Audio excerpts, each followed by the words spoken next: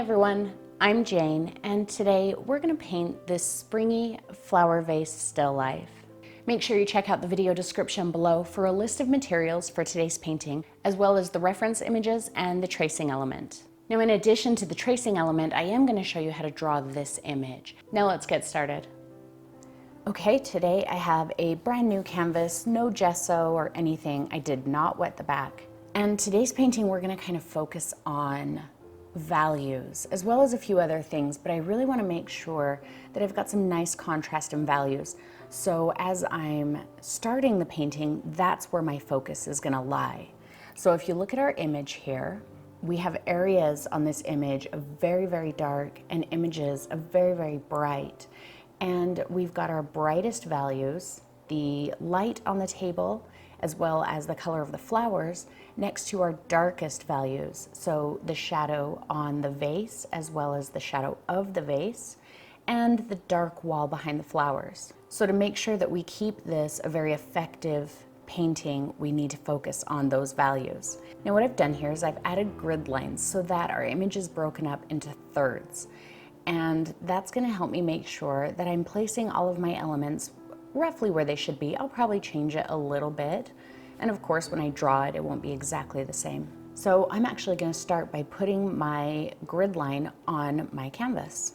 I'm not gonna be overly precise with this. My canvas is 12 inches wide, so I need a mark every 4 inches to get a fairly even grid line.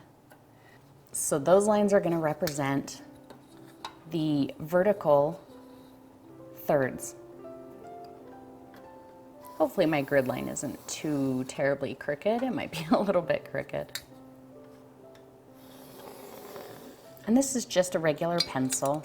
Okay, so now we have our canvas broken up into vertical thirds, and now we need to do our horizontal thirds. So my canvas is 16 inches tall, so we need to go just over 5 inches on each. Actually, my canvas is a little smaller than that. It's about 15 3/4. So that's easy. So that's going to be about 5 1/4.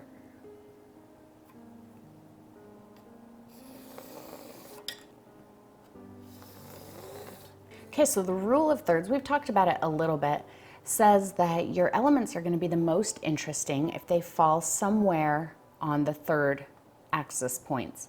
So I'm going to have my flower vase, kind of the bulk of it right about here. The handle's going to be right along this line. It'll be off to the side a bit, but our flowers, which are really the subject of the painting, are going to be right about here at this intersection. So now that I have my grid on there, we can go ahead and start drawing everything. I'm going to take my ruler and I'm going to place my tabletop. Now my tabletop is kind of in the middle, but it's not my focus, so I'm not going to worry about it too much. I'm going to bring it down just a little below the middle and at ever so slight of an angle. It's at a little bit of an angle in the image, but also I feel like having it at a bit of an angle will kind of help it not seem so center of the canvas. And I can change that later if I decide to. Even once I've started painting it in, I could bring it up or down, wherever I decide.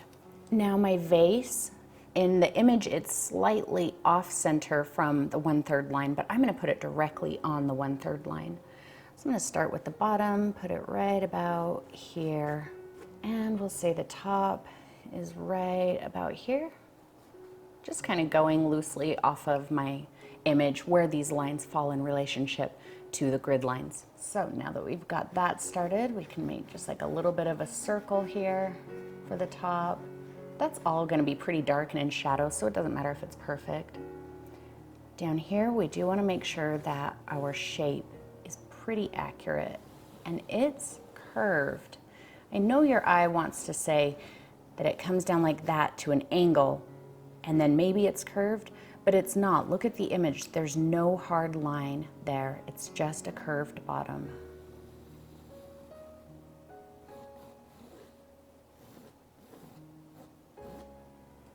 And then we'll bring these lines pretty much straight down just for a second, just about a 1/2 inch. And then we can start dragging them out to here. Once we get close to those lines, I'm going to start curving it in. A nice smooth shape. That needs to come up just a little bit. And my shape is probably going to be off right at first, but it's a good start, and then I can start adjusting it.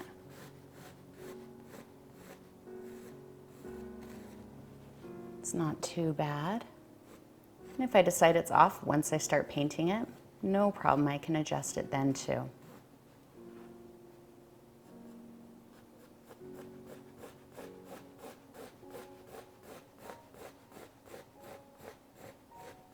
Okay, I think that's a good start. Now our handle on the jug is right, it starts right on this line, and it's pretty much toward the edge of the vase. So this is where your drawing can get off. If I come in here and say my handle is right here, it's gonna look flat or twisted because where the handle connects, it's gonna be the same angle as here. So with that in mind, I'm going to make my line about like that.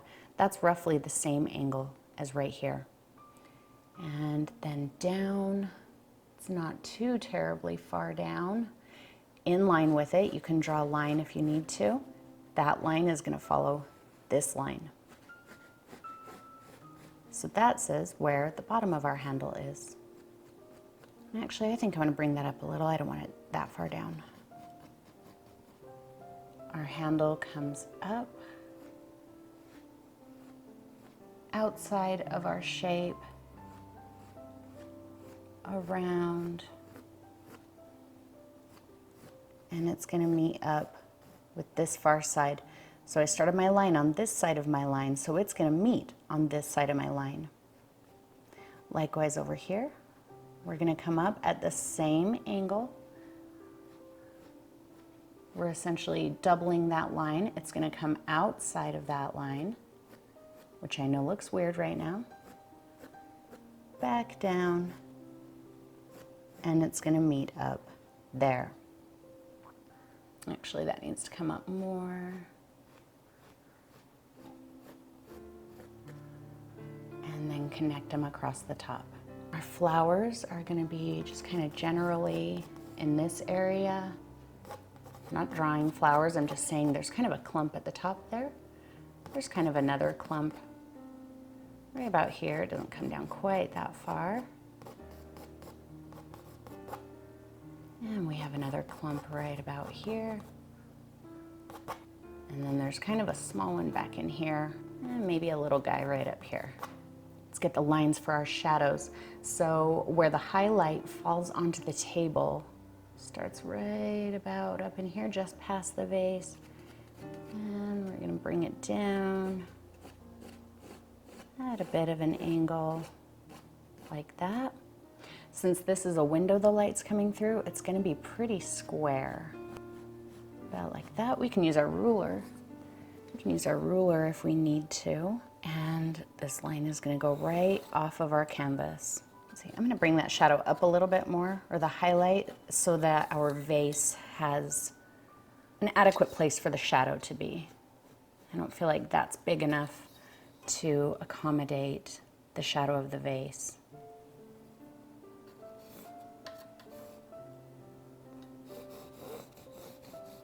And that's actually gonna take our highlight up onto our wall.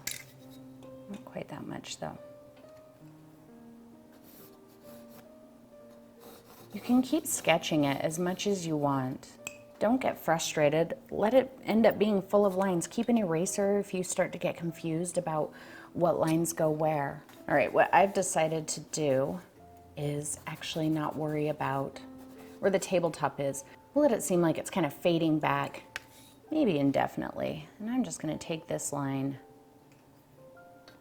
all the way back, because I don't wanna have to deal with putting light on the wall, but also I don't wanna draw too much attention to the wall. I feel like allowing the light to be on the wall would draw too much attention to it. So I just wanna let it kind of fade out to the back. So if the bottom of our vase had a circle in it, if this helps you visualize, let's pretend that you can see the bottom of the vase. We're gonna find the center. So that would be about the center. And our shadow is gonna come right from there, and it's going to follow the line of the window because those lines are being created by the same light source.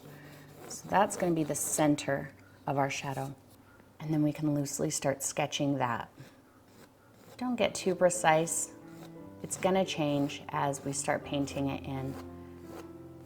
Keep it pretty similar to the shape of your jar. We'll say that's the top right there. It's gonna be a little bit more narrow than the actual vase.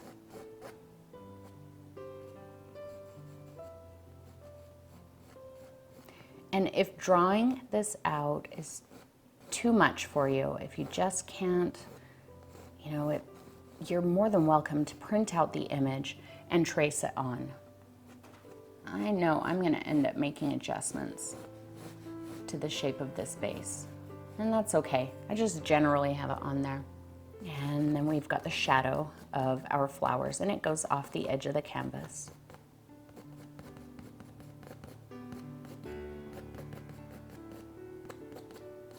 We've got a bit of a shadow here. Just kind of a light shadow. There's a shadow from the window coming up here.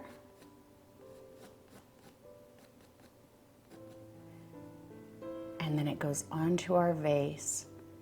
I'm going to curve the bottom of it a little because that's going to help us say that our vase is curved.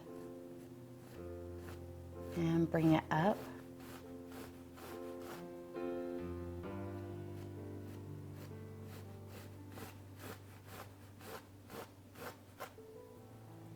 Our vase has a shadow here.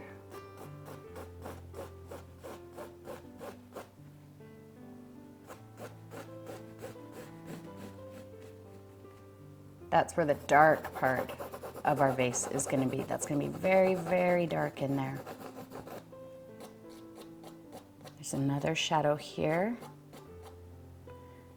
And you can skip these shadows, these little ones, if you like. Then it's going to curve up the vase.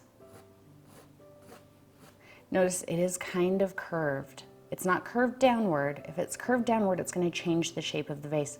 If it's perfectly straight, it's going to flatten the vase.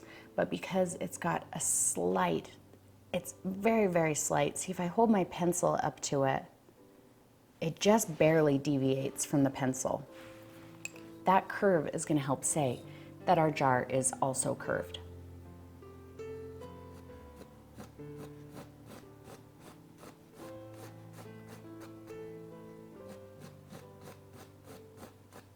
I know this is getting kind of messy now. We're going to start painting it in a minute. That's going to be very dark in there. Under the handle, that's going to be the same value as this, which is also going to be the same value as this. Very, very, very dark. This value, this value, this value are all going to be mirrored back here on this part of the wall. The darkest part of the wall is going to be right up against the brightest part of our flowers, which is going to create nice contrast and really draw your eye to those flowers. Okay, I know that was a lot, but I think that if you just kind of loosely map it out, you don't have to do a beautiful sketch. Just get the idea on it. You need to know where your lines are. So now we can start painting in. So I'm going to take some cadmium yellow medium, and I'm using heavy body, but that's only because I don't have it in basics. So if you want to just use basics, that's perfectly fine. There's nothing wrong with that. I will be using basics for everything else. So there's some Ultramarine Blue. I'm using the Ultramarine Blue instead of Phthalo Blue because the Ultramarine Blue is going to make a dull green with the cadmium red because they both lean red. They've got red undertones, warm undertones. Remember, on our color wheel, red is the opposite of green. So when we add red to green, it's going to dull that green down just a little bit so it's not quite so bright and vibrant. The reason I don't want a bright and vibrant jar is not because that's what the color is in the image. It's because if the green is really, really bright, it's going to compete with the bright pink flowers that we're gonna put in there. But having the green, which is the opposite of the pink of the flowers, is gonna create a nice contrast because they're complements to each other. But dulling the green down is gonna make sure that it doesn't compete when we add the pink flowers. I'm gonna even put out a little bit of burnt umber just in case my green is too vibrant. Then I have another warm color that I can add that will darken it and desaturate it a little bit more. When I need to lighten it up, I can add more yellow, or I'm gonna add some unbleached titanium, and I may do both just to keep a little bit of variation in there. And I'm using unbleached instead of white, again, to help keep it a little on the duller side. But if you don't have unbleached and you just wanna use white, that's perfectly fine too. It'll just look a little bit different. I'm gonna take my 1/2 inch and wet it in my jar. And just kind of tap a little bit of that extra water off. And I'm gonna start by filling in my shadow color on the vase. So I'm gonna get some burnt umber, some ultramarine. Keep it way on the ultramarine side. I just want that burnt umber to tone it down. See how it's kind of grayed out a bit. And a bit of my cadmium yellow. Just enough to make sure that it's a very dark green color, very, very dark. And I'm gonna come in here and notice how far back I'm holding my brush. I wanna try and work a little bit loose. And I'm gonna avoid, for the most part, where I put my flowers.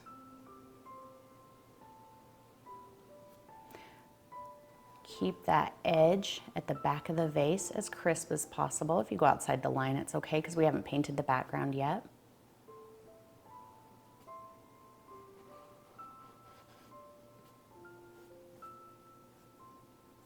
This line here, you can go ahead and break it up a little if you like, because that's where our shadow starts to turn into the lighter side of the vase.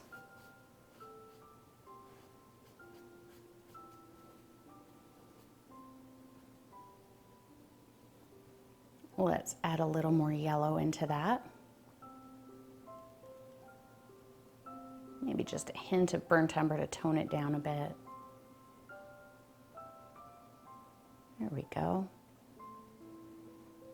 And we can fill in these shadows. This color is only slightly lighter, but it'll be good for these shadows here.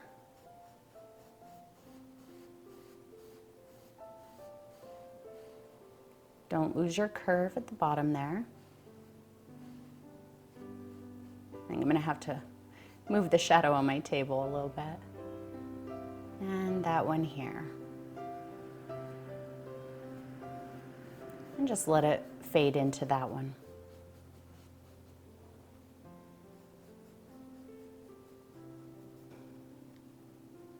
Let's go a little bit brighter, a little more green.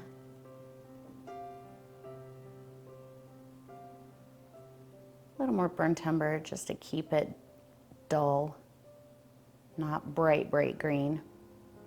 And we can fill in everywhere else. Oh, I forgot one spot. We'll go back to it. That color's not quite light enough, but that's okay because this is just the underpainting. Notice I'm letting it overlap both of those shadow colors.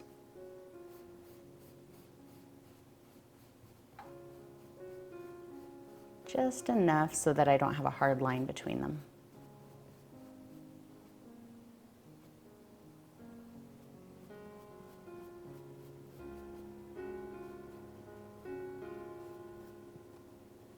Nice crisp line there at the edge.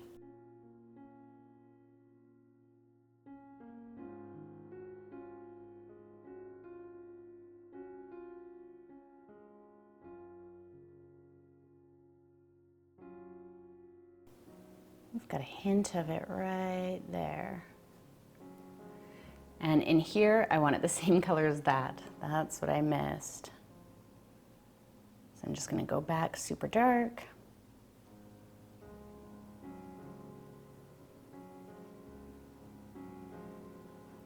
And fill that in.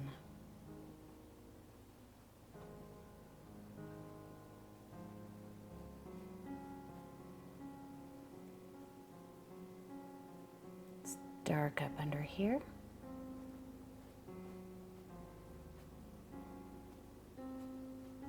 We've got a little hint of dark right here. You can grab a smaller brush if you like.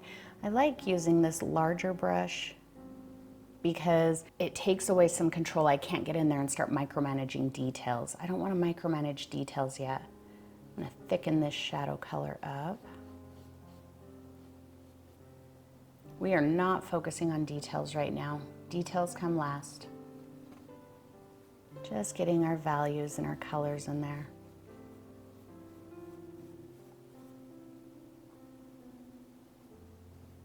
So remember, value, I don't think I explained this earlier, but we talked about it in September.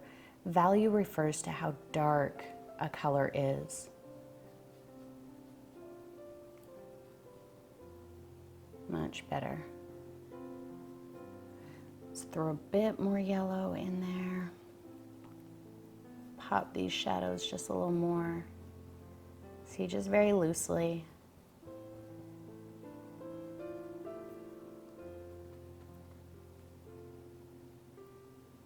So the shadow along the back of the vase has a darker value than these shadows, which has a darker value than the color of the vase.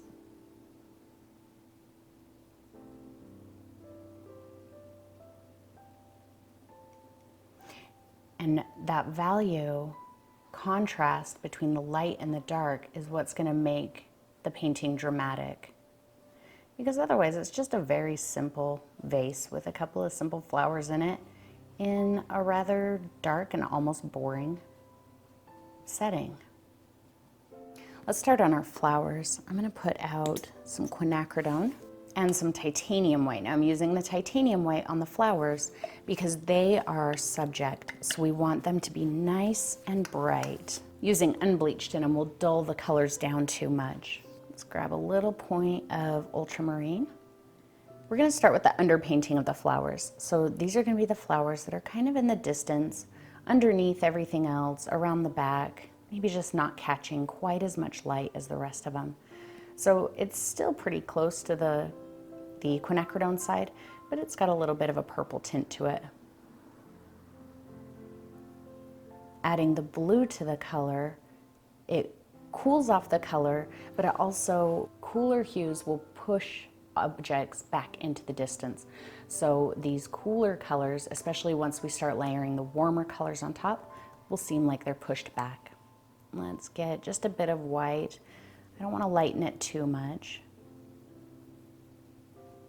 And we're going to very loosely just kind of say where our flowers are. I'm going to kind of work in the clumps here. I'm not drawing flowers. I'm just saying there's kind of a clump of flowers right in here.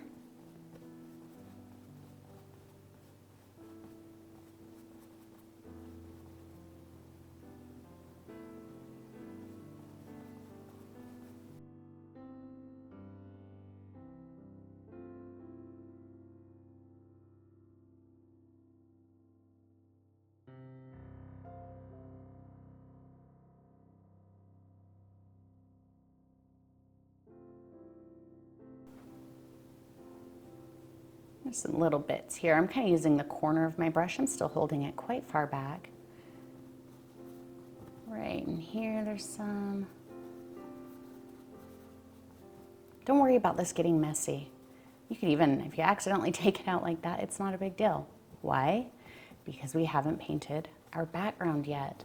So I know every time I do paintings like this, I get asked over and over and over, can I paint the background first? If you insist on painting the background first, you can do that. You can do whatever you want to do. The reason I'm not painting the background first is because I know that I need to have a little bit of freedom here in building these flower bases. And if I were to paint my background and then come in and do this, man, these flowers would get away from me very quickly, very easily. And then I'd have to either deal with ugly flowers or I'd have to repaint my background. But this gives me the freedom to not worry about that. And do these elements in whatever order makes the most sense to you.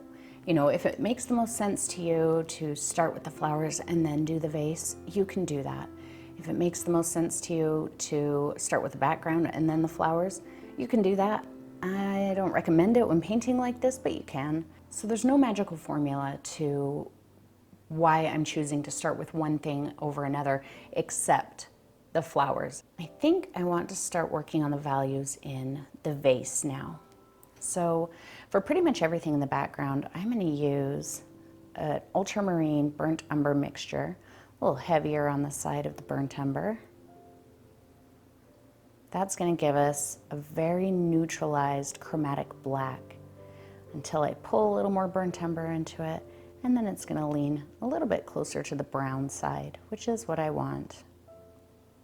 So see, a very cool dark color. I might grab just an teensy little point of unbleached.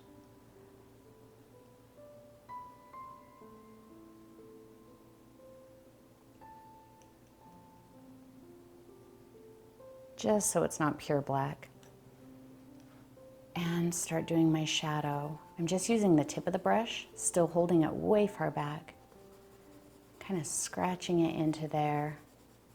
I want to get the shape in, but I don't need real hard defined lines, except right around the edge of my vase.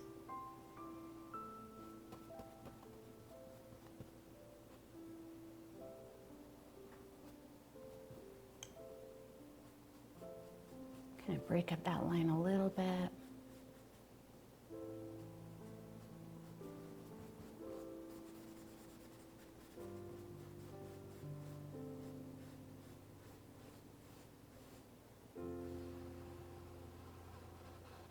Take that shadow slightly underneath our vase.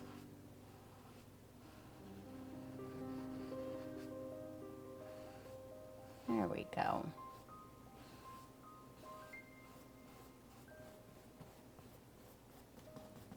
Fill in the flowers. Remember, in the shadow, you're not going to see where the flowers meet the vase. It's just going to be a shadow. Kind of dot some shadow into there, nice loose edges.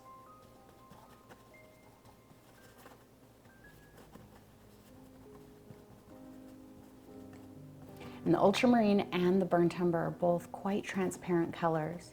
So you can tell, you can see some of the transparency there. And that's going to be in heavy body and basics. They're just transparent colors. It's just the nature of those colors.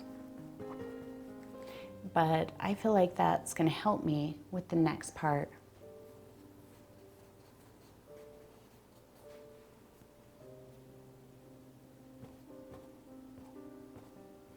Let's go just a slightly lighter color. So I just pulled a little bit of unbleached in there. Let's warm it up a little bit more too. We'll keep the cooler dark color, the color that leans a little closer to blue, in the very dark areas. And as we get lighter, we'll pull a little bit more burnt umber into it to warm it up a little. So I'm just looking for a color that's warmer and lighter than that last color. And I think that's it. We'll go ahead and start filling in these shadows. Remember, the dark shadows are going to overpower the light shadows. So this color is not going to overlap that color. It's just going to kind of get lost in there. And this one I need to bring down a bit. There we go. See, now you can start to see the way these lines interact with each other. Let's put a bit of that in here. Nice soft edge.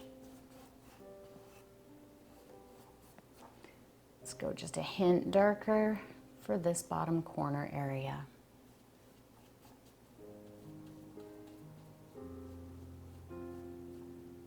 Let's keep that color going. I'm going to start filling in. Actually, no, I'm not.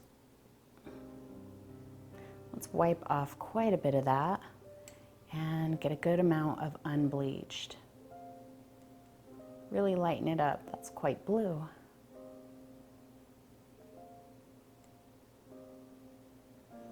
And we'll start filling in this area. I feel like the line here would be a little bit crisper. That's the direct light as it comes in toward our shadow. See, I'm not worried about, I'm not trying to cut directly around it. very loose, still holding my brush far back, making sure that it overlaps a little bit. See those short brush strokes, just kind of dashing.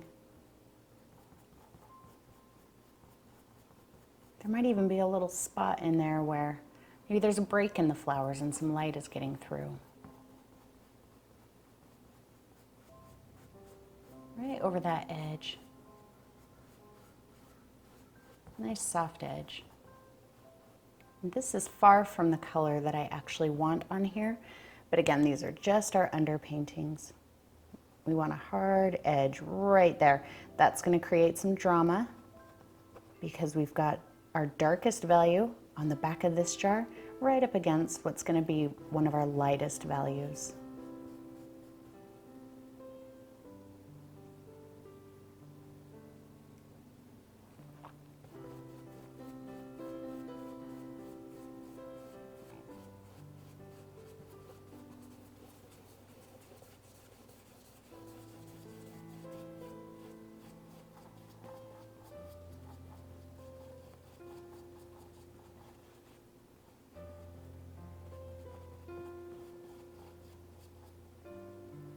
We're kind of verging on impressionism in here.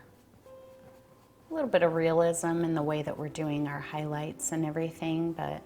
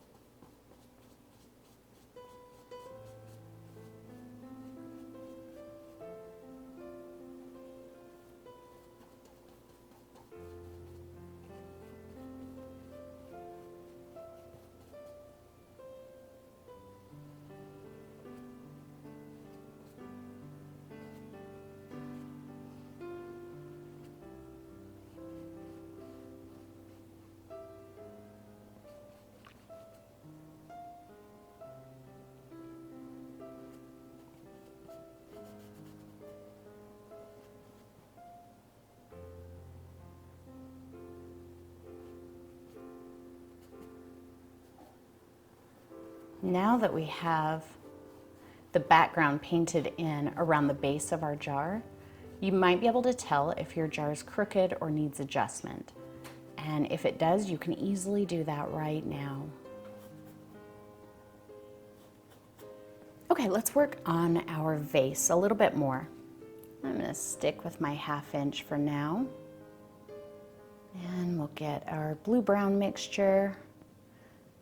Good amount of paint, a little heavier on the blue side. A little hint of that yellow in there.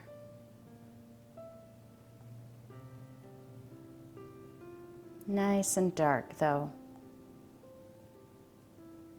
There we go. Let's make sure that that color is filled in there quite nicely. Just getting around the edge of that flower. Down the edge of my vase.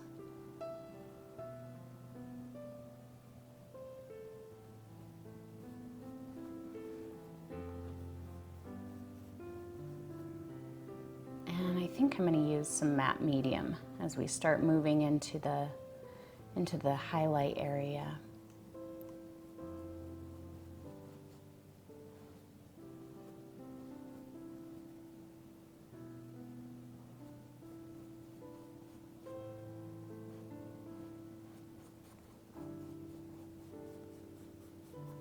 I'm going to put out some matte medium. Just grab a little bit and kind of start breaking that. Notice it's still curving here a little bit because our jar is curving, or a vase, whatever it is.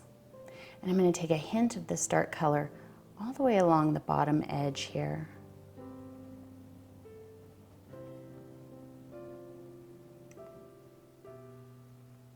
Make sure that shape is right. And if not, I'm not done with the highlight in here, so I can kind of take that back a bit if I need to. So I think the techniques we're using here are very similar to the techniques we used in the chair and the wall video. So if you painted that one with me, this one's a little bit more in depth. There's more going on in the painting, but really it's the same techniques. That dark color in there as well and under the edge of our handle. And I know our handle looks flat and weird, but it's really going to come to life once we start putting the details on it. Let's get a bit more yellow in there. Start brightening that color just a bit. We'll pull a little bit more blue in.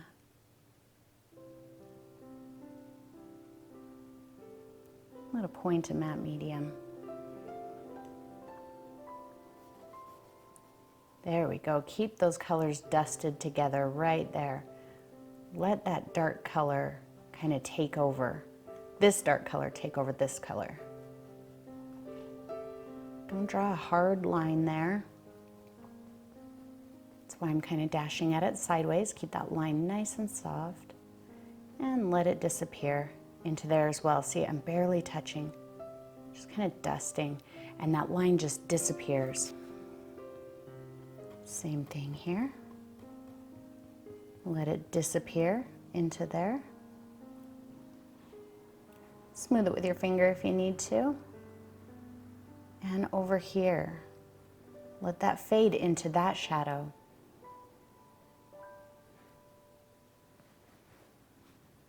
Just take a bit of that under our flowers. We'll say the flowers are kind of casting a little bit of a shadow under them. And more yellow. Let's actually grab just a hint of this unbleached.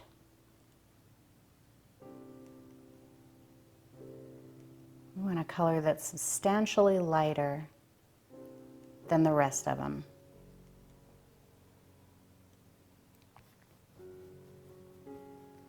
Just kind of pull that into here.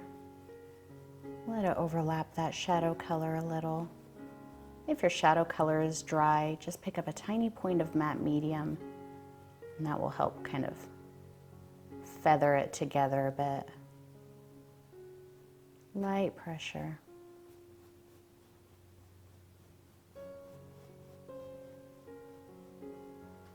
Now over here, I know I've got it going dark, light all of a sudden, and we're not actually gonna have that because look at our reference image, the color kind of fades.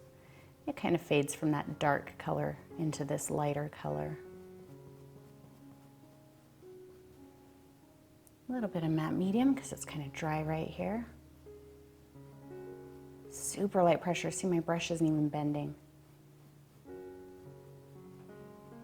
And just break up those lines. And see, now we're starting to get kind of that transition color. And part of that is because my dark color is still wet, so they are blending a bit. Not right there though, that's pretty dry. Just get a little more medium.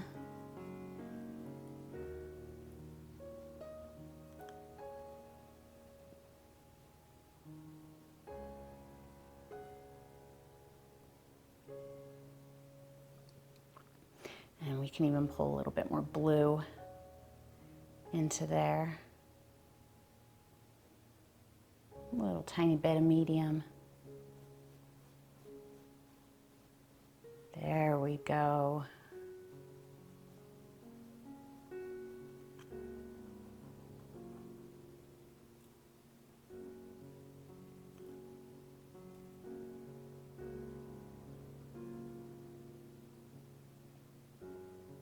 See, not all of your brush strokes have to go up and down. If this is a glazed vase, you know, like a ceramic vase that's been glazed, sometimes when light hits it, you can see it kind of refracts a little bit because there's a little bit of movement in the glaze of the vase where part of it was thicker than in other parts. Some of it might have been a little bit thinner. So So the glaze ends up having a little bit of a texture to it.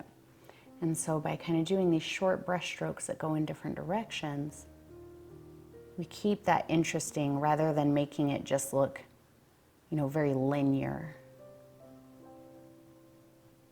Pull just a hint of it into there.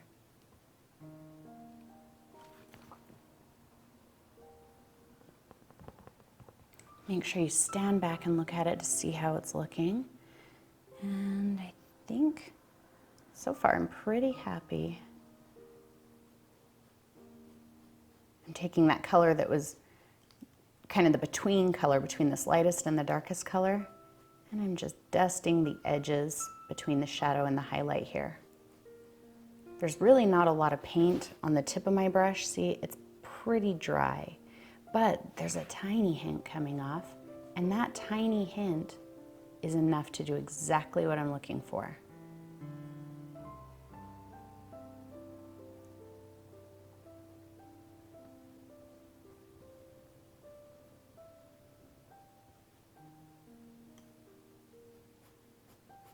If your shadow gets away from you, please don't stress it. Don't try to keep going over it and over it and over it to fix it. Just let it dry. You can put it back in later. Let's go back into that lighter color. A little bit of medium, a little hint of unbleached. And we'll fill in this side. Remember to keep a sharp edge at the edge of your vase, where your vase meets the background. Sharp edge between the vase and the handle. And this color's a little different than that other light color I did, but I'm not worried about that.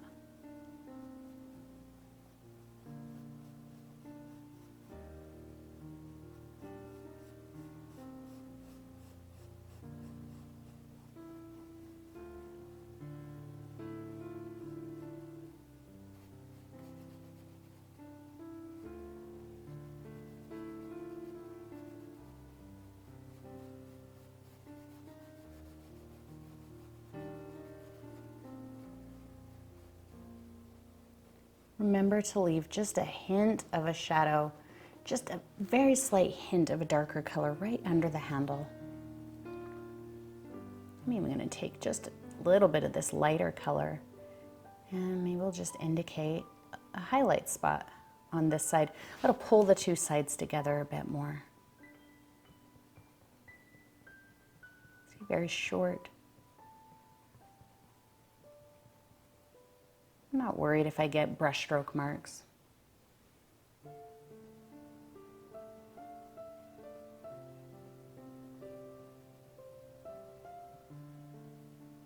Don't forget that little piece right back there.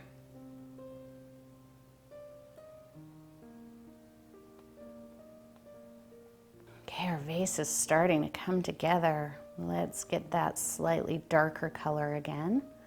Just the brown and the blue mixed in with what was already on my brush. A little dollop of matte medium to smooth things out a bit. And we'll start breaking up this transition line here. Again, very light pressure. Lost that little shadow that I put in. That's okay, I'll just put it right back in. Very lightly. And it doesn't have to blend. It's being cast by the shadows, which have very distinct edges. Let's go just a tiny bit darker there to really get into this color.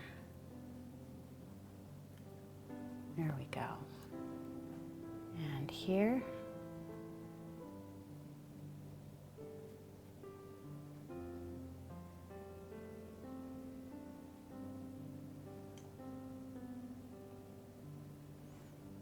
Just make decisions about what colors to grab as you need it.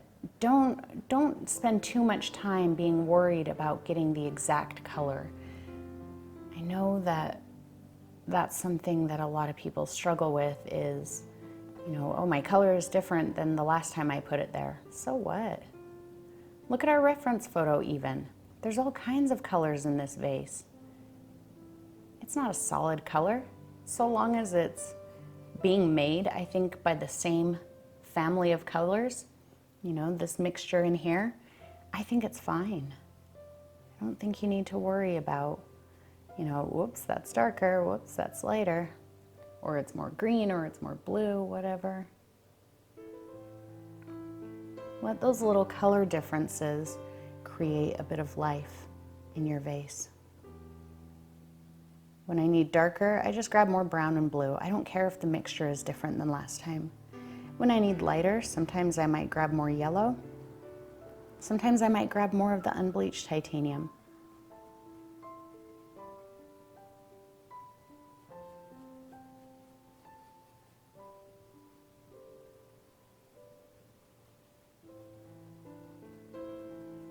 I'm starting to be very happy with the way this is looking. I'm going to grab a bit more yellow and get a nice pop color. And very lightly, I'm just going to drag in a bit of it. Break that shape up a little.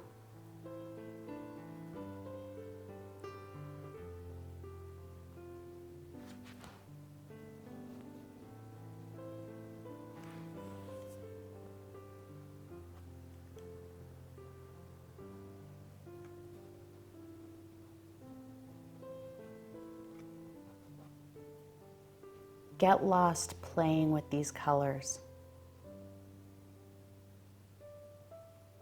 I'm gonna try not to get too lost so you guys don't get bored watching me change colors back and forth, but it's really a fun thing to do. You know, to just kind of say, oh, let's see what happens if I put a bright spot right here. No, I didn't like that. I'm gonna take it back. Oh, maybe I'll put it back. You know, there's nothing wrong with that. I kind of push my brush into a chisel. I am going to take a smaller brush here in a little bit, but right now I just want to get the indication of where those colors are. So I just took a little bit of an edge. It's more of an edge than I want, but that's fine. Right there. And let's get a bit lighter, maybe some unbleached. Start popping a bit here. See, it's not really blending, it's just kind of set there and I move on.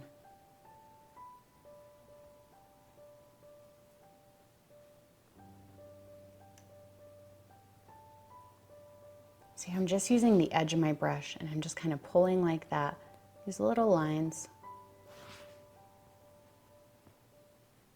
If you get something that looks too patterned, too much of a line, smooth it out with your finger, or you know what, come back later and put another color over top of it.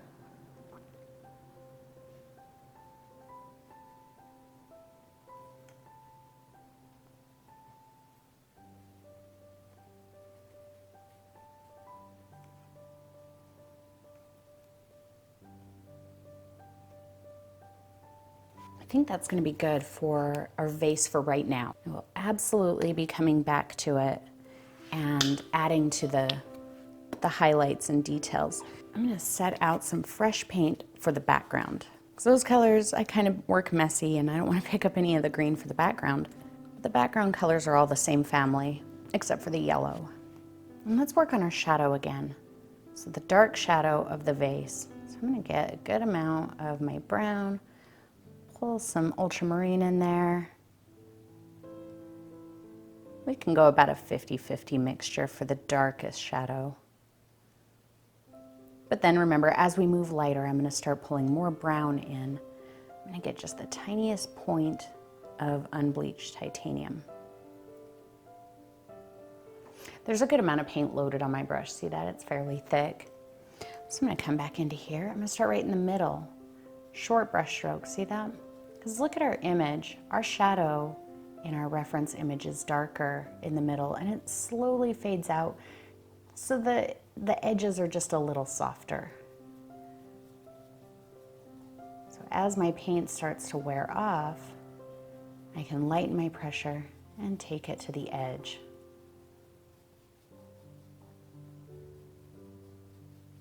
And let it overlap that lighter color that I put down.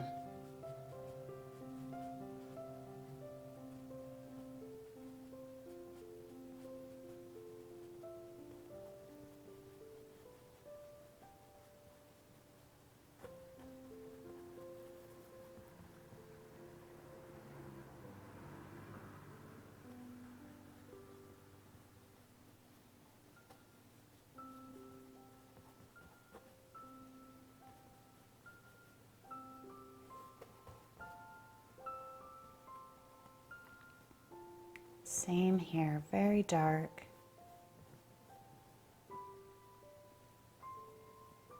Nice crisp edge right at the edge of our vase.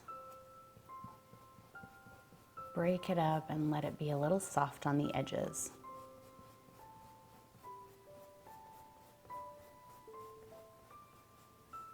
So if you painted the ghost with me at Halloween, I know that this is a totally different painting, but the way we layered the colors there for the ghost shroud is really the same thing to what we're doing here on the shadows. You know, you can't, I mean, you might be able to, but I think with acrylic it's kind of hard to just lay it down and get a nice fuzzy shape there and say, okay, I'm happy with that. But I think it's much easier to, although it takes longer, to layer them together. You know, start with your darker color, then move to your lighter color, let them overlap, and back and forth. No hard edges in our shadow.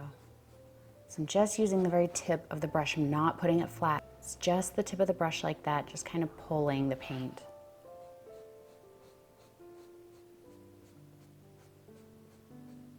If you have too much paint on your brush, or if you're putting too much pressure, your shadow's just gonna get bigger and bigger and bigger. That's why I'm using very little pressure, very little paint, just kind of scratching that shape until it's soft.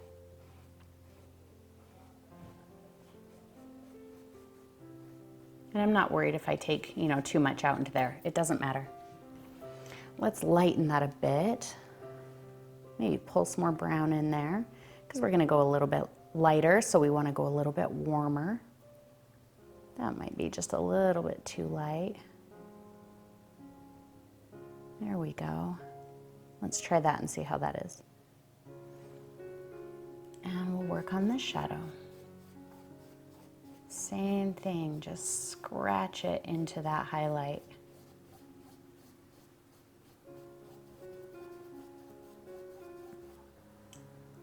A little darker toward this side.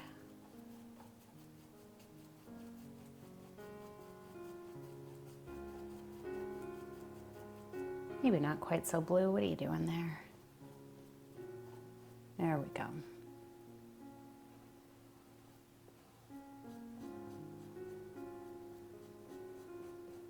Up into that shadow.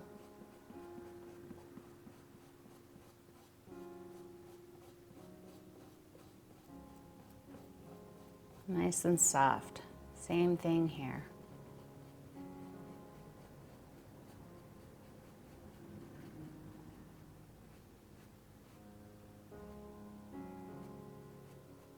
Just kind of loosely cleaned off my brush. See, there's still a little bit of that paint in there. I'm gonna get unbleached.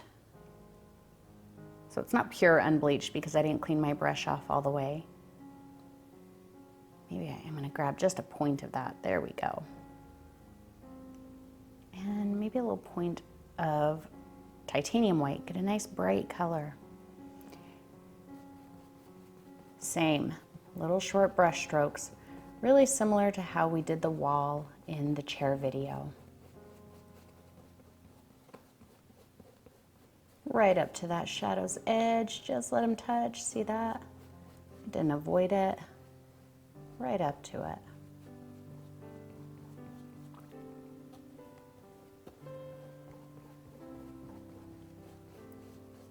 Same here. If that shadow got away from me and went in farther than I want, I can just lay down heavier amount of paint over it. So in order for this video not to be 1,000 years long, I'm gonna put you into time lapse while I fill this in. But I'm doing the exact same thing throughout.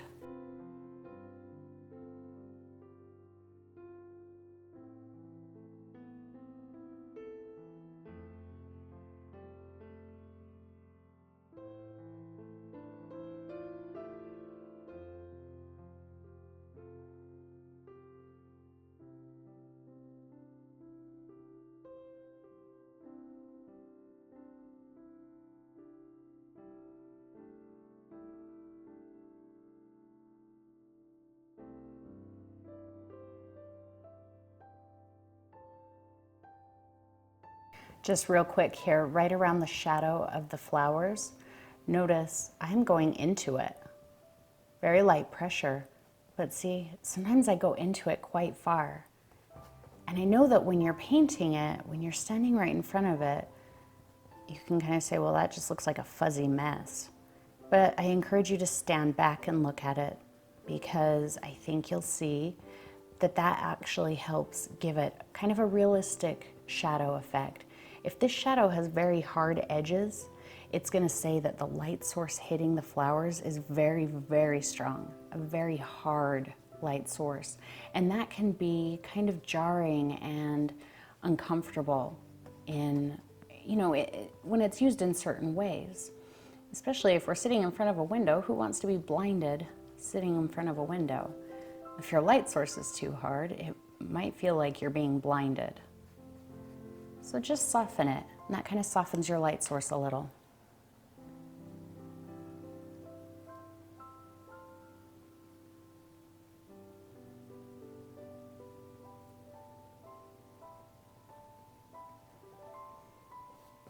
I might add just a hint more white down here, because it's closest to where the light is coming from, which is the window.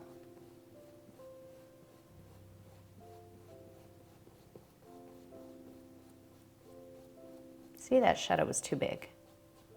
Now it's not.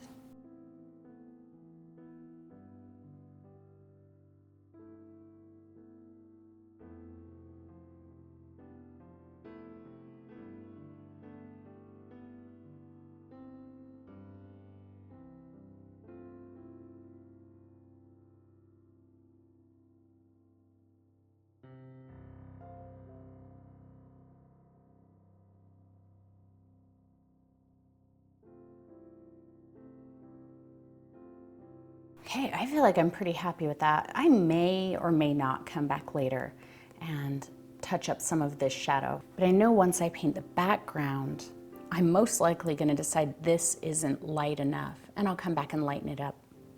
But before we start working on the background, let's paint in our flowers. So I'm going to get some titanium white and pull it over to my quinacridone. I want a nice deep pink color. I don't want this quinacridone straight. I want some pink in there, but I don't want it to be terribly light. This is going to start pushing back that first purple color, because remember, the cooler the color is, the more it's pushed into shadow or the distance. So this color is quite a bit warmer. It's going to seem closer to us. So I'm loading up with a good amount of paint. I don't have just a little smear on here. And it is kind of marbled. Some parts are a little more quinacridone than white. I'm going to stand back. I do not want to micromanage these flowers, otherwise they'll start looking really tight, and that's not going to be attractive. Now look at our image. We really have basically 3 clumps of flowers. And so I'm going to work on these in that way.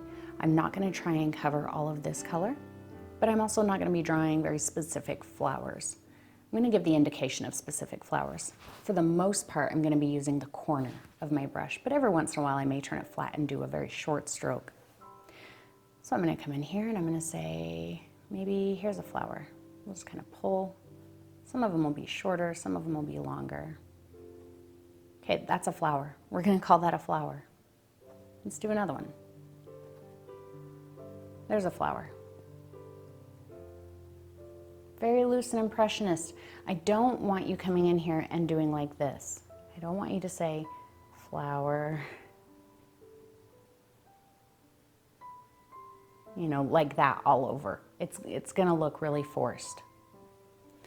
So I'm holding my brush back, just using the corner. I'm gonna say, there's a flower right about there. Maybe there's another little one peeking out from there. Let's pull this down a bit.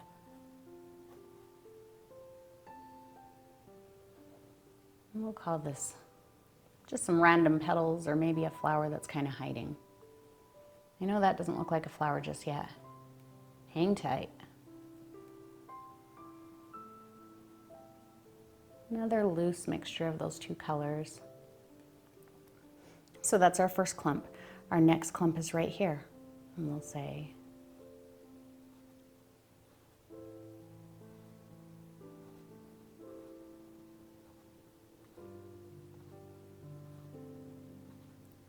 pull that up out of there. Not all your flowers have to have, you know, the same number of petals. Not all of them even have to be showing all of the way. You can even just put a random petal in there. Maybe there's a flower underneath all of the other ones. We've kind of got a spot in here where all you can see is the back of the flowers facing away from us. So I'm going to leave that a little bit and just kind of indicate some other ones right there.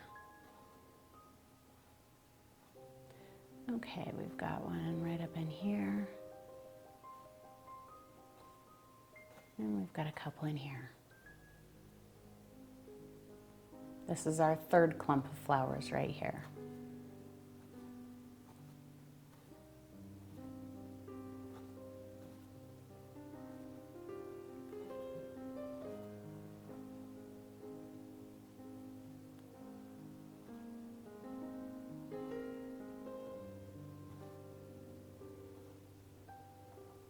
Okay, let's grab some more white. I just kind of picked it up, didn't really even mix it. And again, just using the corner, holding my brush way far back.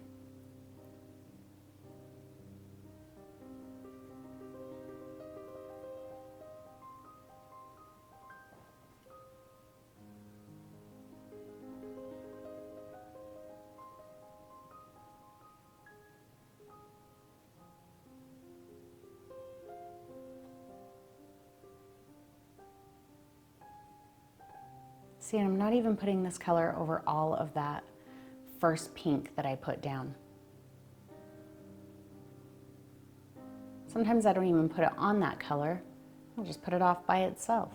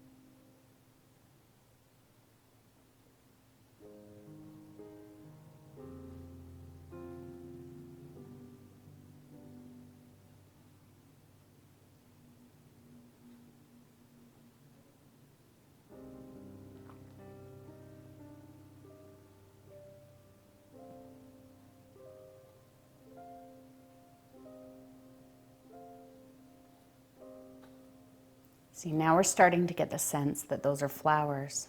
Let's grab a little point of yellow and just mix up a slightly orange color. I still want it to be mostly quinacridone. Still just using the corner. Now I can define which is a flower by just coming in and just making a dot of this orange color right in the middle. If something doesn't appear to have a center, it doesn't appear to actually be a flower, you can either decide to put one there or not. Remember that in a bouquet of flowers, you wouldn't see the center of all of the flowers, particularly if there's quite a few. You might only directly be able to see the center of a couple of them. So don't go crazy putting, you know, these little dots everywhere, because I don't think that that would be realistic. And if your dot is too big, too out of control, don't sweat it. Okay guys, the hardest parts of this painting are done. Everything else is just icing on the cake that you can take as far as you want to take.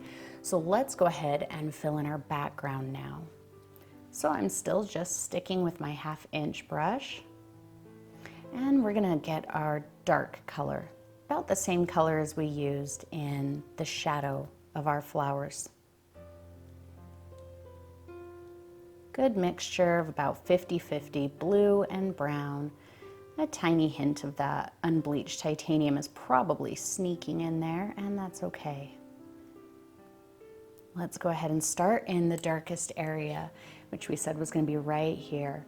Now, I told you that I was going to kind of abandon that line a bit, but I'm still going to suggest it. So I'm just gonna do a loose, kind of a loose line there. And then I'm gonna come in here and cut around the flowers. Now the flowers aren't done, but the next part is really gonna stand apart. So I want it to be on top of the background. I'm gonna make sure that I'm covering all of the white spaces between the flowers and the background. And if I overlap my flowers a little, that's okay. I don't wanna overlap my vase though. Now, this is why I said I wanted to paint the background after the flowers, because any parts of those flowers where I was like, oh, that's too big or whatever, I don't want so much purple there, I can take it away. I can get right in there and just take it all away. So if I decide I don't like that piece, no problem, it's gone.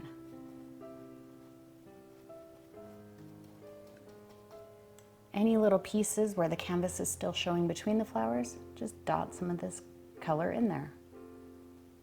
But pay attention to the way your background is changing, because if I put a super dark color, like a dot in that space there, this part of the background is gonna be a little bit lighter. So I'm gonna wait until I get closer to there and see what color I have on my brush.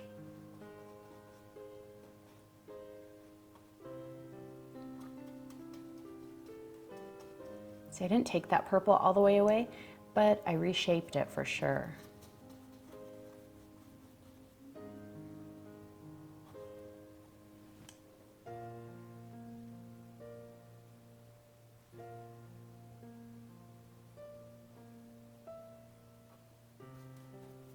Let's start adding a little bit of Unbleached into there. Maybe not quite that much. That was a little crazy.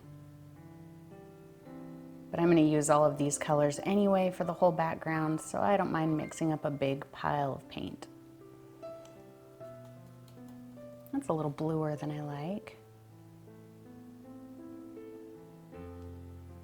That I think will be better.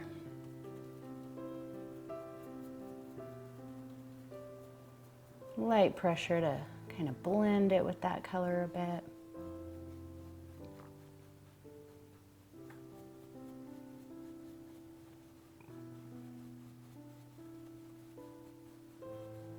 See, I'm not being too crazy specific around these flowers. If I accidentally lose a piece, I just let it go.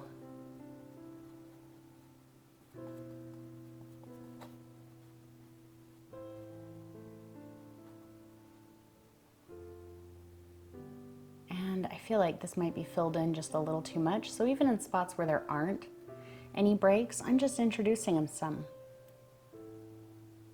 Just putting a hint of that color in there. Let's go a little bit lighter.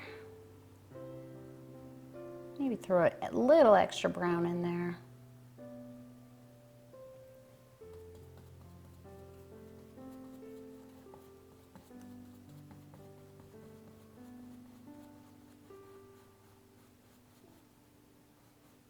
Pull that down in there a bit, cover some of that purple.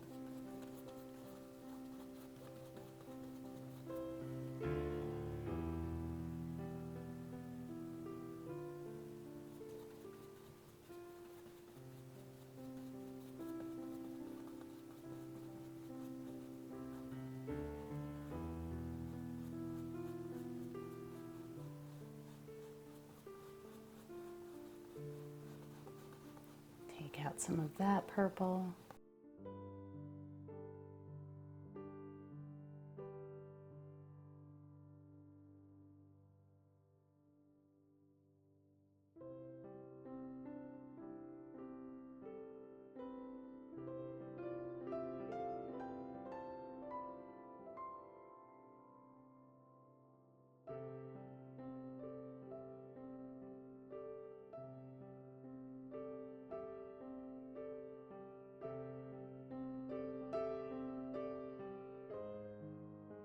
Now, make sure that your color in the background here isn't getting so light that it's going to merge with this color.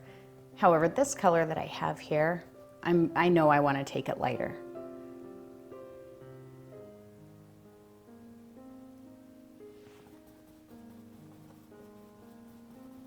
And then this background is going to be about layers again. So, you know, if you don't get your color right the first time, that's fine. I want to take it just a little darker here at the base where I'm insinuating that my wall is. Just insinuating it.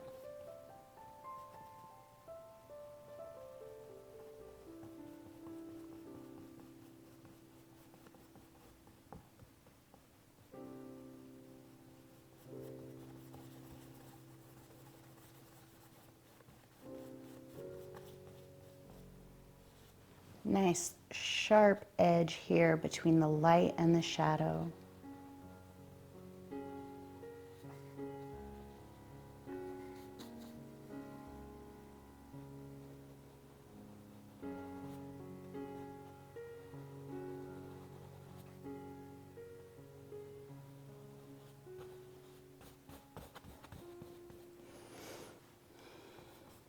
Well, no, I've decided I don't want a hard edge there.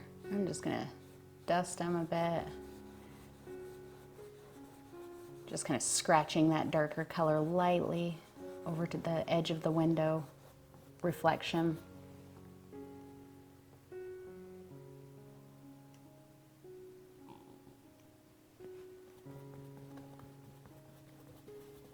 I know you can still see my pencil marks, they'll go away.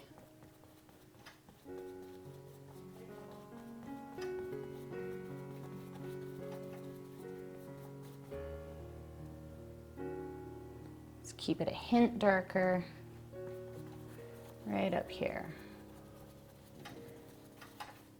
I'm just overall saying it's darker here and getting lighter this way, but that doesn't mean that there can't be darker and lighter spots within that.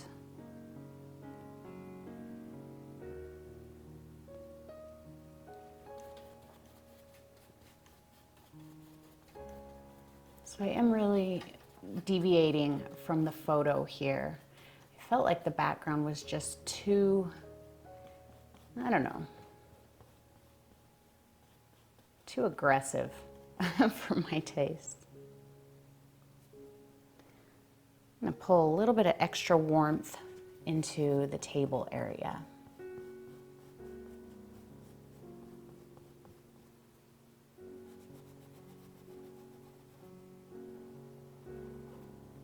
See if your vase got away from you at any point. You can correct it here when you're painting the background.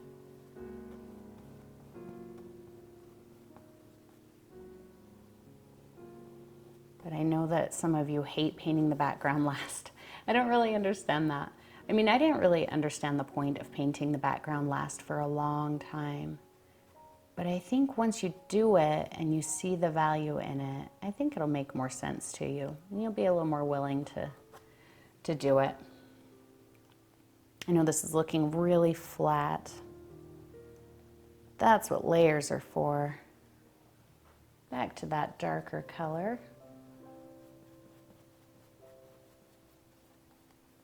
And I may decide to put the tabletop back in.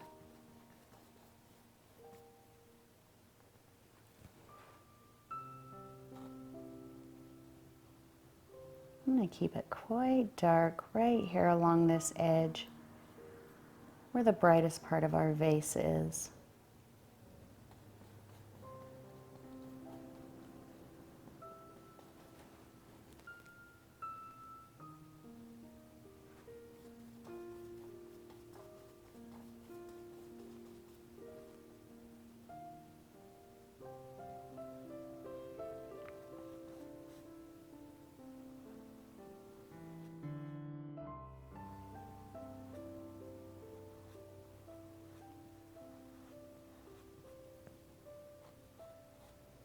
You can reshape the handle.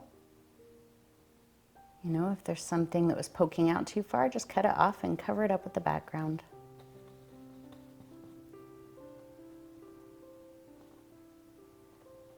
Now that I've got this background color in here, at least started, I can tell right away that my vase is not light enough.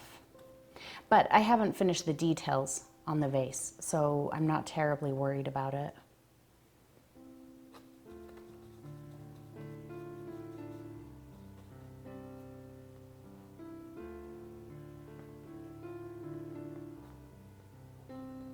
Grab a smaller brush if you are more comfortable with that, getting into these little spaces. I think it would probably be easier for me to do with a smaller brush, but I'm lazy. I don't want to clean off this brush and search out a new one.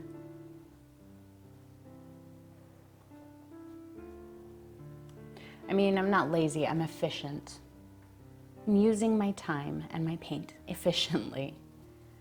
Okay, now, right here is where we can kind of do a check and see, because this shadow should be about the same color as this table, and it's not. It's darker, but I like the color here. So I'm just gonna darken up the color that I'm using for my table.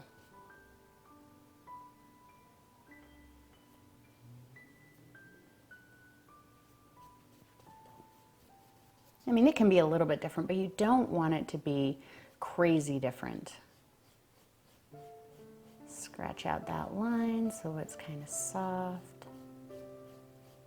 Remember, just using the tip of the brush, not using it flat. That will lay down paint. So here I'm laying down paint, and here with the tip of the brush, I'm scratching it to fuzz it a little bit. Get all those little white spots.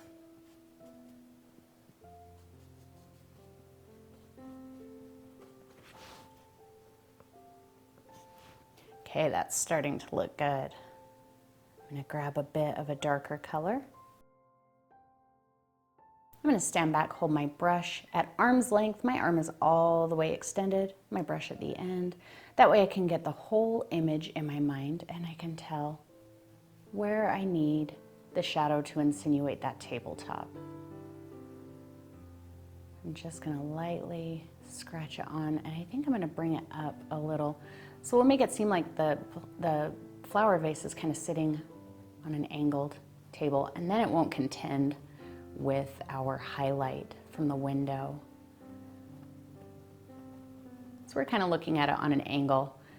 You know, when you're painting a table, especially your horizon, your table horizon where it meets the wall, it doesn't have to be flat. You know, if you're sitting kind of off to the side of it, it might look a little bit angled. And so that's really what I'm doing here. And since all of this paint on the wall is starting to dry, I'm gonna just grab a little point of matte medium. Heavy pressure to lay down that color. See that heavy pressure? And then a little bit of matte medium and light pressure to just kind of streak it out. Still standing as far back as I can.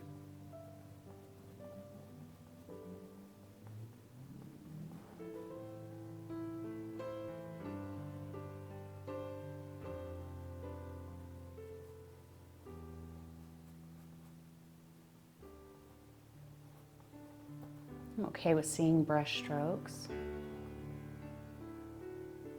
Don't be afraid. Don't be afraid to get up into these flowers. You know, a lot of times when we do things like this, I see where it looks like you were just afraid to get in there. You know, like you're afraid that you're going to cover too much of the flower. Well, the flower isn't done. So, you know, if you accidentally cover a part and you're like, no, I didn't want to lose that, you can add it back in, and when we go to finish the flowers, that part might even be covered. You might not ever even see it. So don't worry about it. I'd rather have you get too close to the flowers than not close enough. If you don't get close enough, it's going to be obvious that you were afraid to get in there. If you get too close, put it back in. Not a big deal. Okay, let's start lightening up as we move up just a bit. Heavy pressure, lay that color down. Light pressure to dust them.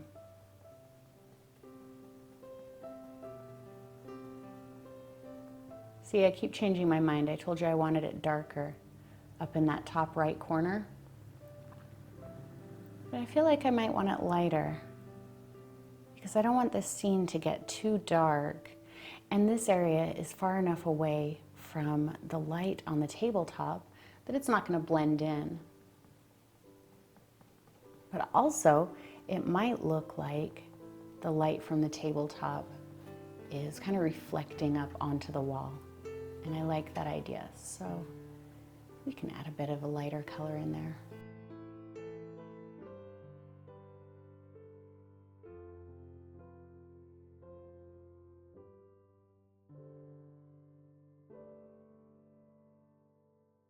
So this is going to be very similar to the way we did the wall in the red door video.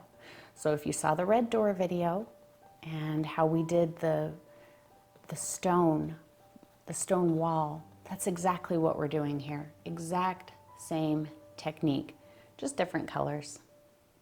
I don't think I'm going to do quite as many layers on this wall as we did on that one. And all the people at the same time just had a collective sigh of thank you. Thank you for not making us watch 50 layers.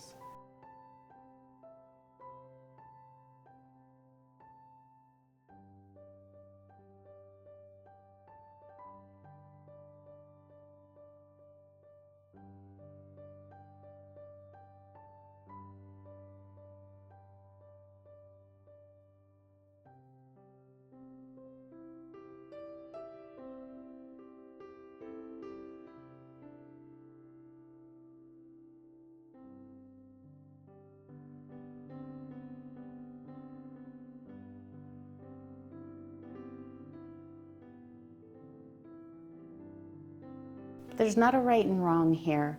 You know, if you choose to, or if you accidentally, whatever, however it happens, if your light and dark are in different places on the background than mine, or you go lighter or you go darker, I think that it's okay. You just want to make sure that your values are good. So right now my flowers are way too close to the mid-tone value. They're not real bright. The color is nice and saturated, but the values aren't very bright. And especially against this darker area, we want to create a lot of drama in this painting by putting really bright values in these flowers. And we're going to do that as soon as we're done with the background and it's had a chance to dry for a minute. And those really bright values, almost pure white, are really going to shoot these flowers off of the background. Create some nice contrast and drama.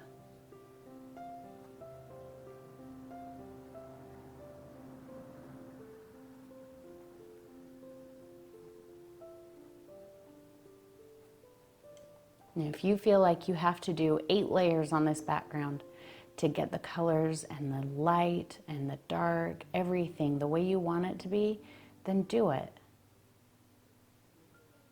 If you feel like you got it on the first try in 1 layer, wow, congratulations. That's fine too. I like to build the layers so that I don't have to worry about, you know, the first one. It's all right if it doesn't look exactly like I need it to. It lays the foundation for the next one.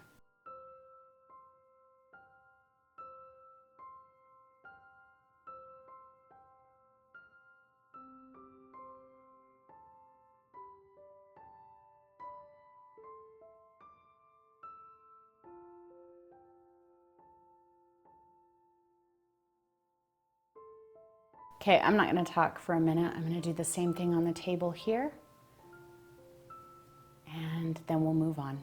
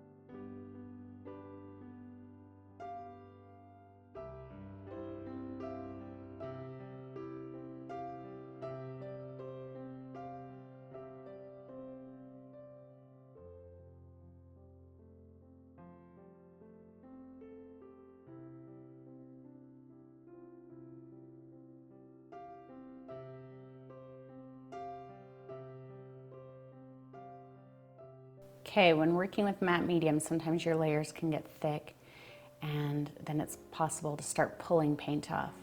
See where I pulled that paint off? Notice I'm not trying to go over it to fill it back in, because if I do, I'm just gonna pull more paint off. So I'm just gonna leave it alone. Not even worry about it. Once it's dry, I can come back and fix it.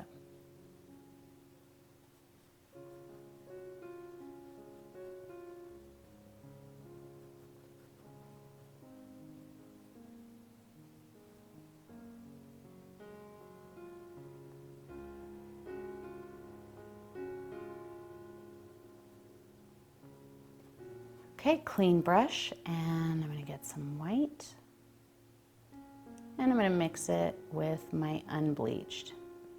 So this is a pretty pure mixture. It's just white and unbleached. None of that blue-brown mixture is in here. And some matte medium. I wanna make sure that this color is fairly thin. I have a lot of paint on here, you see that? It's pretty globbed on. So I don't want to, go flat and just splat a bunch of paint on there. I'm just going to use the tip of the brush. Just those short little scratching lines. And with that one load of paint, I'll be able to do probably this entire highlighted area. I'm going to keep it kind of far away from my shadows. I'm not going to go right up to my shadow. If I feel like there's too hard of a line there where I stop, I'm just going to smooth it with my finger a little bit.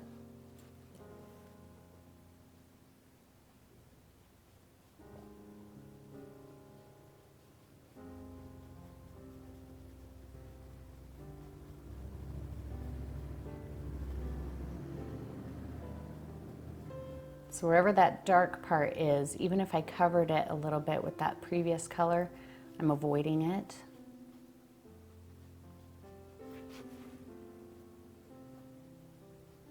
And just kind of smooth it.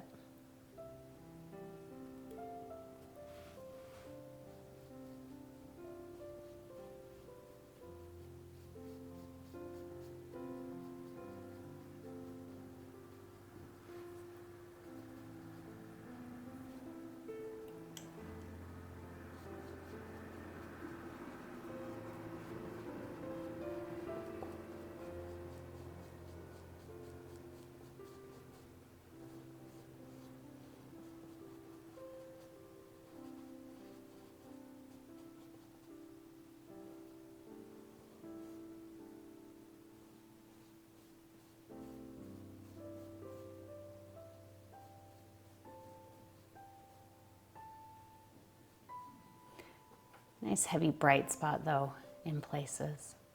My paint was super wet over on this side, so you can see my brush strokes a lot more.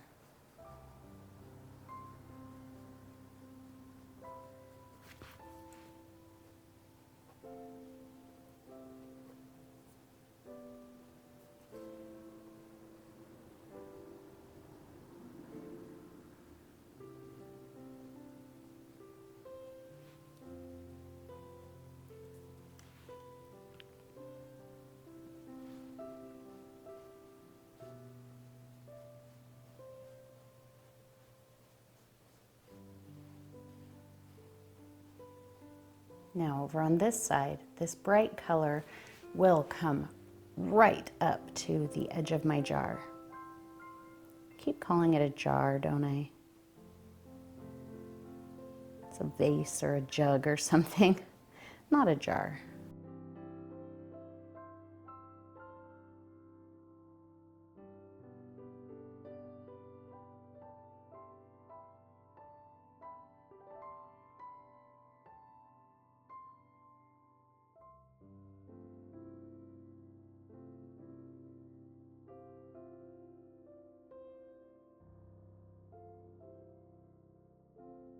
Pressure really is everything here, you guys. I know that that's another thing that I tell you all the time, and it's so true.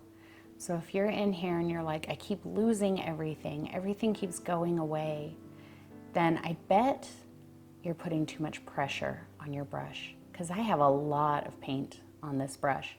And if I were to give it a good amount of pressure, I would deposit a lot of paint and then I would start losing everything. And this area just still has too much of the brush strokes in it than the other areas because it was wet. So I'm just kind of wiping some of that away. And now that my brush is a little drier, I can come in here and there we go, much, much better. See, I only put the heavy pressure on just to get a blob of paint there to get me started. And then I go to the very tip of my brush. See my brush, it's not even bending. It's touching, it's moving the paint, but I'm not putting the flat pressure on it. That deposits paint.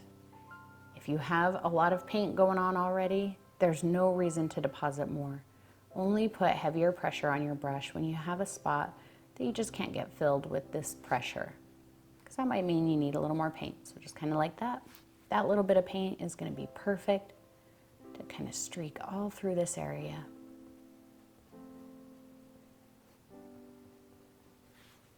Okay, it's time for some details. So I'm going to my number 8 Bright and just wet it in my jar a bit. I'm going to grab just a tiny bit of quinacridone. Not a lot. I don't want to work with pure white just yet. And then I'm going to grab some white. And they're just very loosely marbled on there. I'm going to amp up some of these petals a bit before we go to pure white. And I'm going to hold my brush back as far as I can and come in here and say something like that. I am kind of taking a cue from where I put those centers now and kind of building the flowers, but I can still take these colors off in areas where I don't have a center. Like right there, I kind of feel like maybe I should have brought my vase in a little more there, but I didn't, so I'm just going to cover it with a bit of a flower. But for the most part, I'm going to be working in a flower shape. And I can use the corner of my brush, or I can use it flat. And for sure, take it into that background a bit, especially on this side.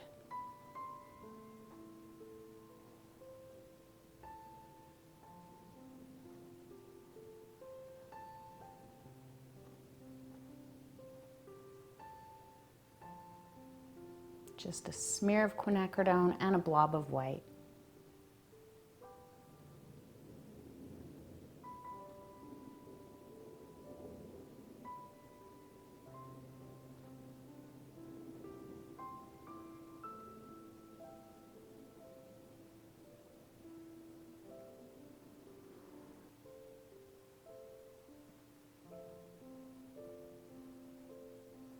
If you got crazy with those background little views, you can cover it.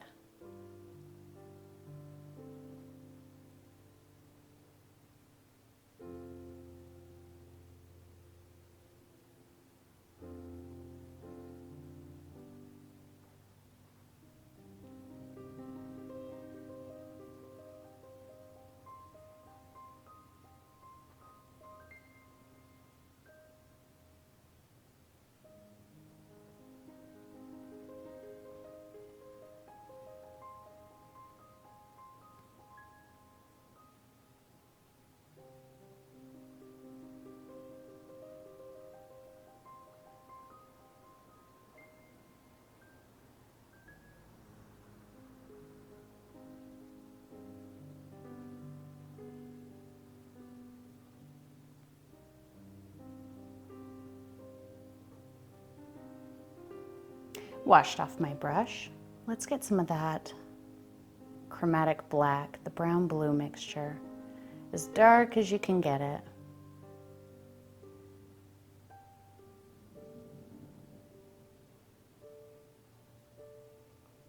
Get a good amount of paint on there, but keep your brush flat. And we can come in here and we can make some little stems. I'm just gonna kind of dash in some lines. They don't have to go anywhere in particular. They don't have to come from anywhere in particular. You can even have one that just kind of pokes out there. Little indication of one right in there.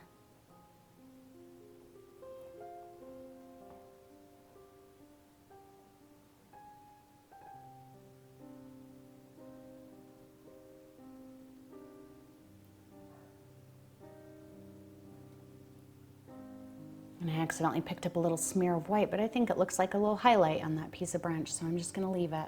Let's finish up our vase while the flowers dry. And I feel like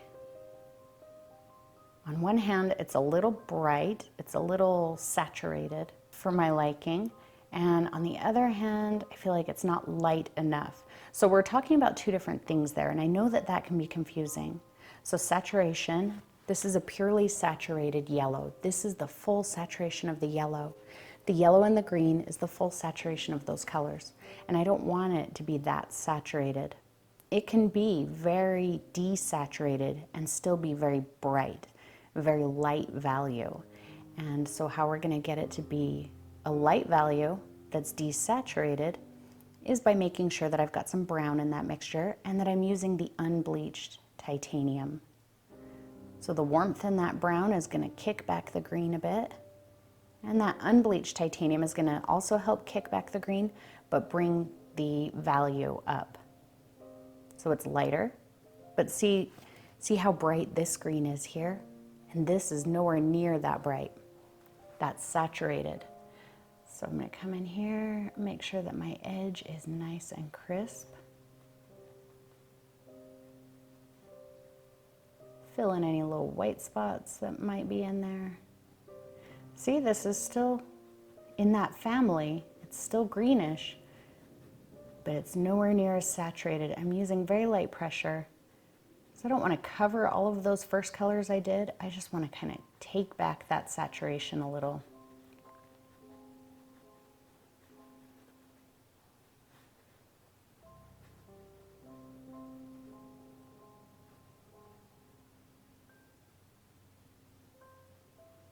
So remember, our handle, it's three-dimensional. It's not perfectly flat. So what I'm getting at is it's going to be bright on this face here. That's directly facing our light source. It's dark underneath, so in here, but on the edge where those two meet, there's a little bit of thickness there. And so I kind of feel like I'm going to make that be kind of the mid-tone green. It's not taking direct sunlight, but it's also not the shadow.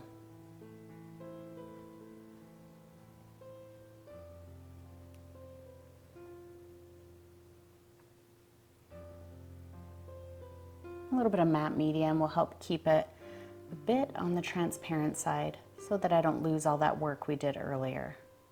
Let's take that bright right up to the edge of the handle so that the handle doesn't get lost in the side there. See that?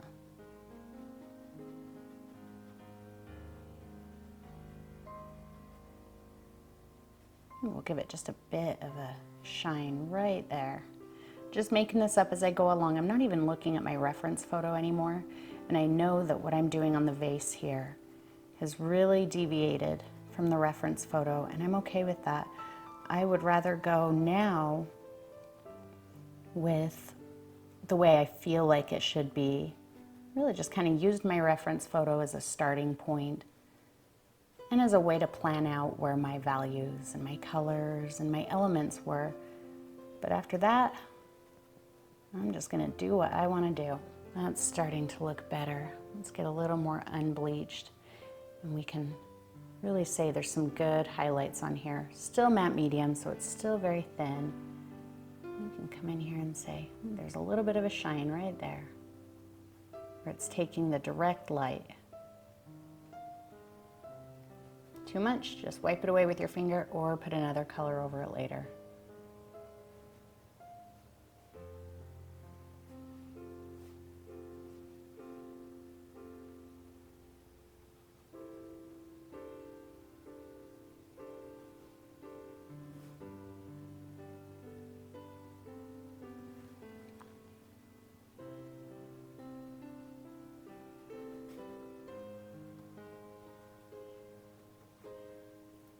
Oh, that was weird. That's okay. A little bit of a darker color, desaturate it a bit.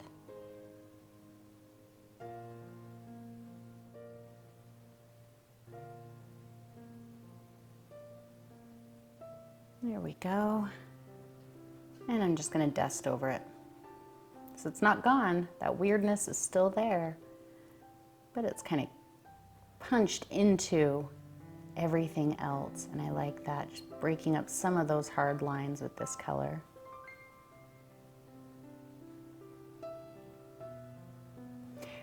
And you know, you guys, just like whenever we do some of the more in-depth paintings, and I always tell you, this is really the same thing as what we've always done. We're just spending a little bit more time and energy on it. This is the same.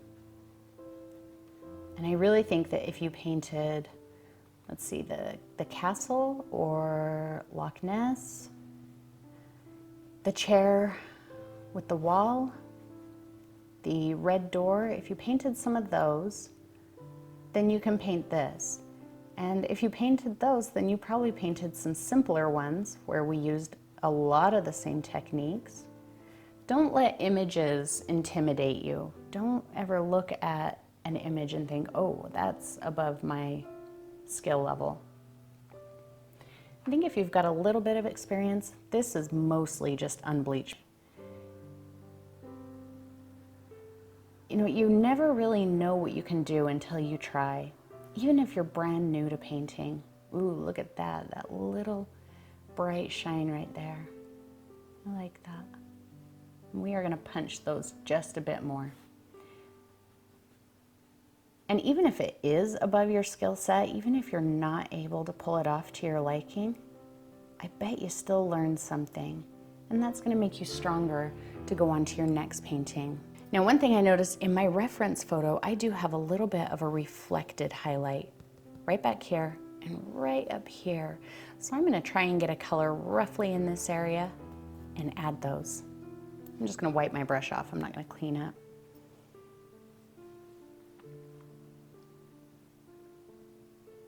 Get my green color.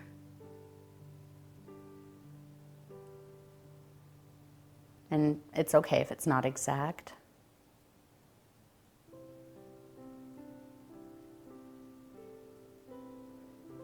Let's see, well, that's pretty close. And I'm just gonna very light pressure, just kind of scratch that down there, soft edges. And a little bit right here.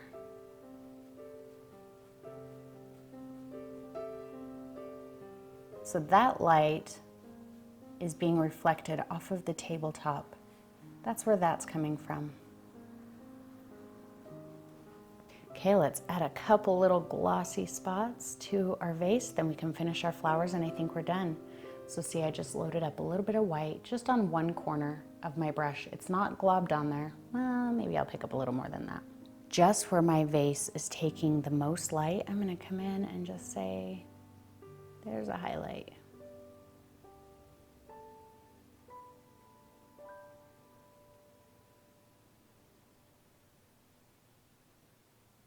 Don't get carried away with this. It can be easy to get carried away.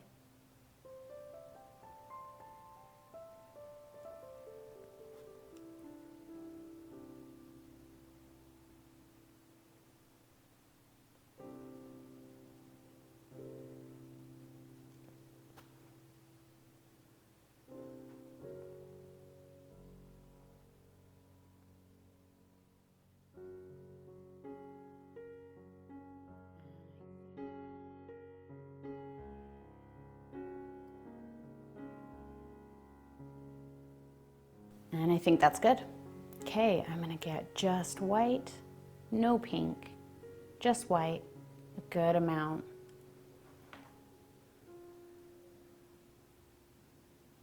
And we're just gonna add some pure white into our flowers, very controlled. Don't cover every petal, just place it strategically. Even if you're saying, here's a flower, see that is obviously a flower. It's got 5 or 6 petals. But I'm only gonna come in here and say, there's one, maybe there's half a one, that's it. You don't have to fill them all in, but right here next to this dark, I really wanna get some of that white in there. That's where the drama comes from.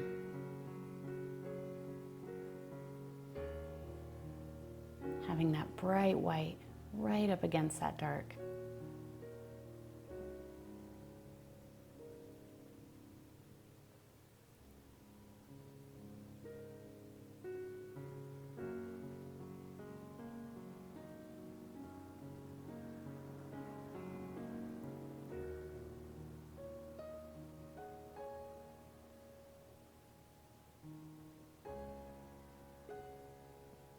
See some of these flowers, I'm only putting one little swipe of white on them. Some are getting 2 or 3.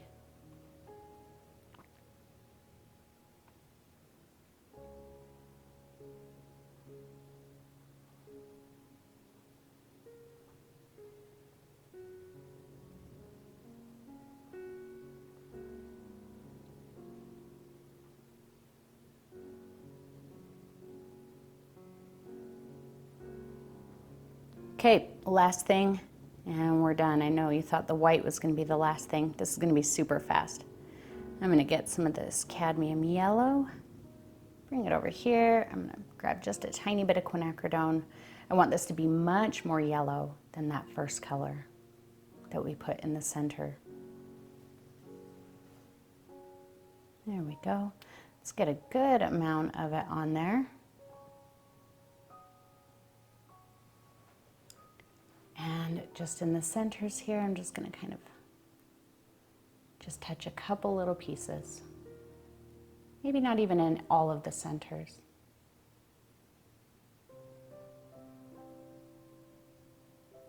Not covering all of that red I put in there, just giving an indication of a brighter area. Maybe these ones that are kind of facing the sun, I'll add just a little more. This one, I added a dark spot for the background, and now I kind of feel like it's a flower center, so I'm just going to put it in there. Let's go one brighter. I'm just going to pick up cadmium yellow, and just in a couple spots, just punch that highlight one more time. Just one brighter, and for reals, we're done.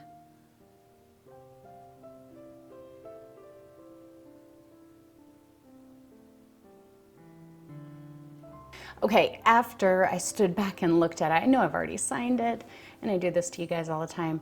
I decided that this shadow is way too dark. It should be as dark as this area here. So what I'm gonna do is mix up a color similar to this, use some matte medium, and I'm just gonna kind of glaze this. So I wanted to show you this because it may happen to you. You may decide that shadow's too dark, and it's easily fixable. You don't have to scrap the whole thing. So we'll get some blue-brown.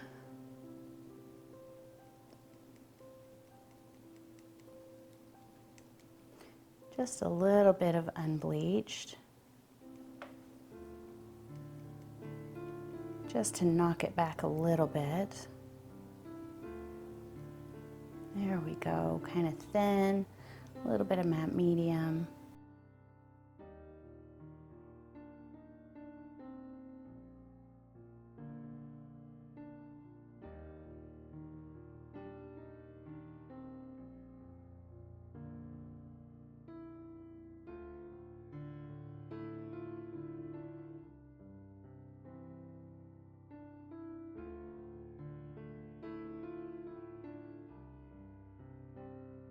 Much better. Now we can sign it.